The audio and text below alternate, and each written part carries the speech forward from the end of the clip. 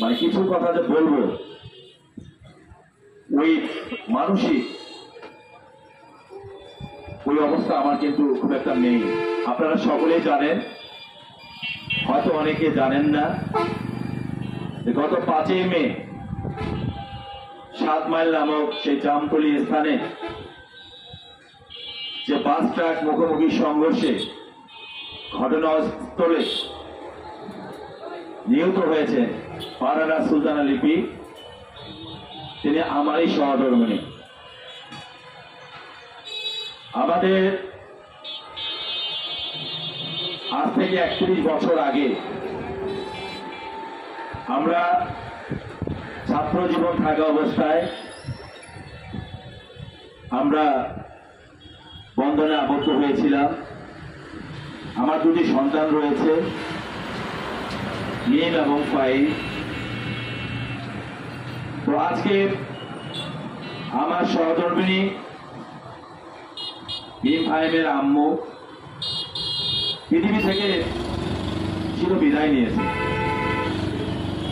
জেলা বিএনপির সম্মানিত সহসভাপতি হাসানুজ্জামান উজ্জ্বল, আসলে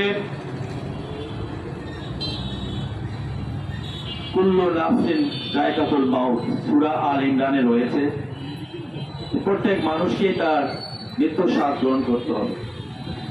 সেটি ঠিক আছে, কিন্তু আমরা যখন দেখি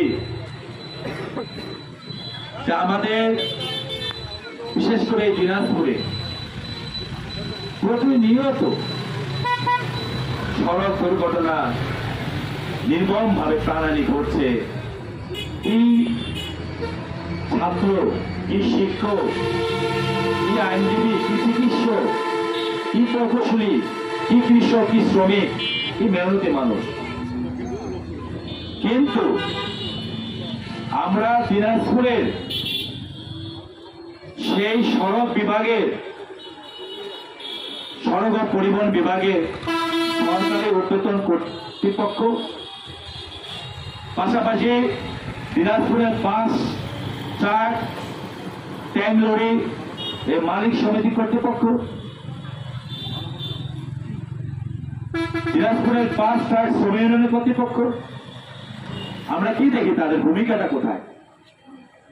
যে মারা যায় কয়েকদিন পরে তাকে নিয়ে বসে, কিছু অনুদান দিয়ে দেয়, আবার আগের মতো যে আমার বাসাটা কিন্তু বাস টার্মিনালের পাশে সংলগ্ন, আমি দেখি তো আমার এই যে bus depot, BRTC bus depot রয়েছে, সেখানকার চালকদের সঙ্গে আমি এই যে বেসরকারি আমাদের যে অন্যান্য বাস আমি কম্পেয়ার করি, অনেক উঁচু নিচু প্রশিক্ষণ দিক থেকে বলেন। বিআরটিসিতে একটা বাস রংপুর থেকে আসলো, সঙ্গে সঙ্গে কিন্তু গ্যারেজে গাড়িটা চেক আপ হয়, বাস চালক কিন্তু নিজে দেখে যে ত্রুটি বিচ্ছুতিগুলো সঙ্গে সঙ্গে সলভ হয়। কিন্তু আমি দেখছি যে আমাদের ম্যাক্সিমাম বাস ট্রাকের সঙ্গে যে শ্রমিক সেক্টরটা জড়িত সবাই নয়, তবে সংখ্যাটাও কম নয়, যথার্থ প্রশিক্ষণ নেই, মাদকের সঙ্গে যুক্ত, মানে রোডে যখন বাসটা উঠে তখন মনে করে তারা দেখে শুনে গাড়ি চালাবে না, গাড়ি চালাবে মানে চলবে হলো পথচারীরা, যারা মোটরসাইকেল আরোহী, মানে অর্থাৎ সাধারণ মানুষ বাসকে হিসাব করে চলবে, মানে বাসের ড্রাইভারের কোনো দায়িত্ব নিয়ে রাস্তায় গাড়িটা লাগলো, তাকে টাইম বরাদ্দ দেওয়া হয়েছে যে এত সময়ের মধ্যে তাকে রংপুরে যেতে হবে। সে কি করলো? যাত্রী নেওয়ার জন্য সরকারি কলেজে সময়টা নষ্ট করে কিংবা 10 মাইলে নষ্ট করে তারপরে সে ফারাক্কা ধূপ, ঠিক 5ই মে যে ঘটনাটি দুর্ঘটনার, ওটা আমি দুর্ঘটনা বলবো না, ওটা আমি একটা হত্যাকাণ্ড বলবো। ওই নুরানি পরিবারের বাস চালক যখন গাড়ি যখন সে চালায়, এই আমাদের পাশের হাটের সাধারণ মানুষ বলেছে, সবাই বলেছিল এই গাড়িটা সম্ভবত এই দুর্ঘটনা পতিত হবে। সোজা রাস্তা, ফাঁকা রাস্তা, কোনো ভিড় ছিল না। অপর দিক থেকে ধেয়ে আসা ভুট্টা বাহিনী ট্রাকের সঙ্গে সে কি করেছে, যখন সে গাড়িটা মুখোমুখি সংঘর্ষ হয়, সে স্টারিংটা ঘুরাই দিয়ে নিজেকে সে সেভ করেছে।